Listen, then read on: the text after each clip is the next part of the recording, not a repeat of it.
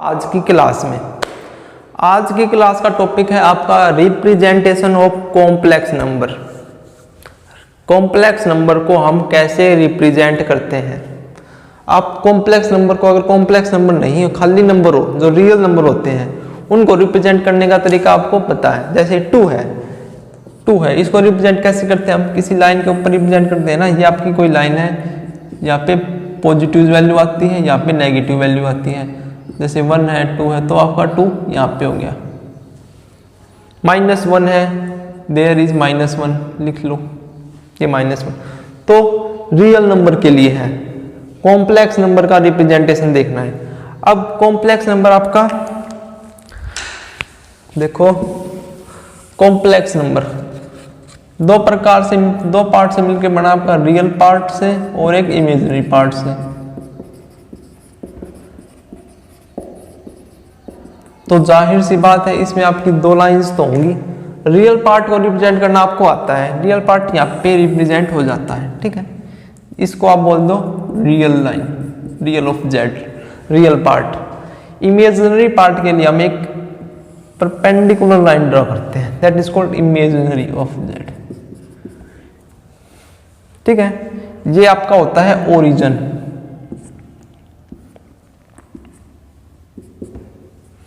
ठीक है। Real value को हम इस लाइन पर रिप्रेजेंट करेंगे और इमेजिनरी वैल्यू को हम यहां पे रिप्रेजेंट करेंगे, ठीक है। जो ये प्लेन है, इस प्लेन को हम बोलते हैं क्या? कॉम्प्लेक्स प्लेन, कॉम्प्लेक्स प्लेन,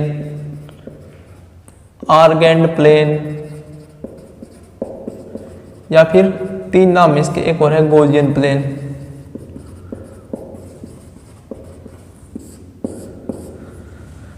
ठीक है। अब मैं कोई नंबर लेके देखते हैं। सबसे पहले जैसे z = x + i y है, इसको क्या लिख सकते हैं? x + i को x और y, ये आपकी रियल वैल्यू होती है, रियल वैल्यू वाली रियल लाइन पे रिप्रेजेंट होगी, और ये आपकी इमेजिनरी लाइन पे, जो इमेज लाइन है वहां पे होगा, ठीक है। जैसे z = 2 + 3 i है, तो इसको हम क्या लिख सकते हैं? 2 और 3। 2 आपका रियल लाइन पे होगा, जैसे 1 2 3, 1 2 3। तो देखो 2 यहाँ पे, 3 यहाँ पे, तो इसका, तो ये पॉइंट आपका 2 3 होगा। यहाँ पे value negative -1 -2 -3 -4, -1 -2 -3 -4, 4 4। This is called first quadrant, आपका फर्स्ट क्वाड्रेंट होता है। सेकंड क्वाड्रेंट, अगर z की वैल्यू -2 + 3 i हो, मीन्स -2 और 3। अब -2 आपका रियल लाइन के ऊपर ही होगा, इस लाइन के ऊपर, लेकिन होगा इस साइड -2, और 3 पॉजिटिव है ऊपर, तो ये आपका -2 × 3, इसको बोलेंगे आप सेकंड क्वाड्रेंट।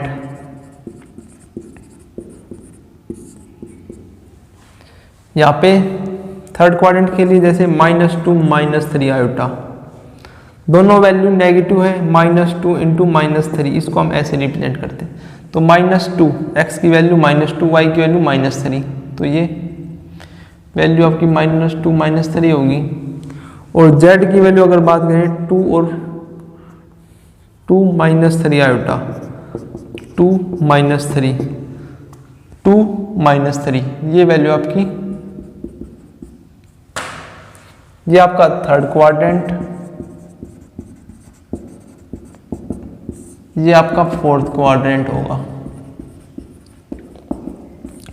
जो आपके आगे के टॉपिक होंगे ना, conjugate of complex number, modulus of complex number, argument of complex number, वो आपके इसी प्लेन से हम डिफाइन करेंगे, ठीक है। तो आपको ये प्लेन समझ में आना चाहिए, अभी ये आपका कॉम्प्लेक्स प्लेन है, ये आपको समझ आना चाहिए।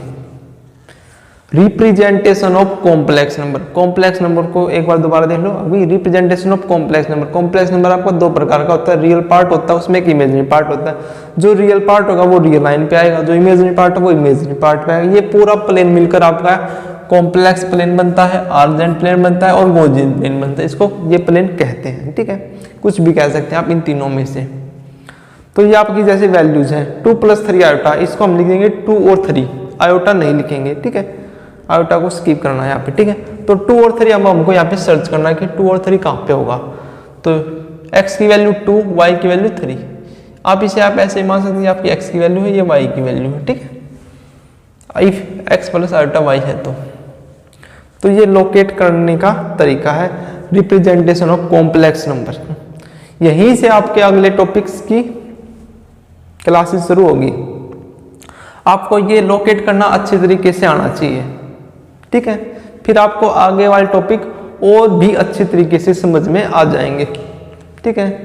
तो आज के लिए इतना ही काफ़ी है रिप्रेजेंटेशन ऑफ कॉम्प्लेक्स नंबर। कल मिलते हैं हम आपके लिए कंजुगेट ऑफ कॉम्प्लेक्स नंबर वाला टॉपिक लेकर आते हैं, ठीक।